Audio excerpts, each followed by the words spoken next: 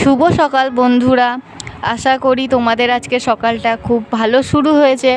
আজকের সকালটা খুব শান্ত, তাই ভাবলাম তোমাদের সাথে আমি আমার মর্নিং রুটিনটা শেয়ার করি।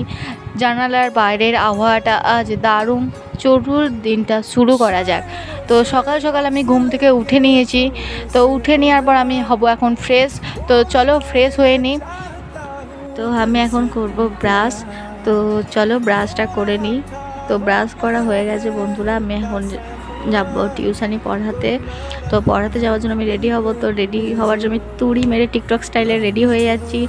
তো রেডি হয়ে গিয়ে আমি এখন খাবো চা। তো চলো চা খাওয়া যাক। চা না খেলে আমার দিনটা ভালো যায় না গাইস, তাই জন্য আমি চা খাবো। তো চলো চা খাওয়া যাক। চাটা খেয়ে আমি এখন যাব পড়াতে। সাইকেল নিয়ে বেরিয়ে গেলাম পড়াতে।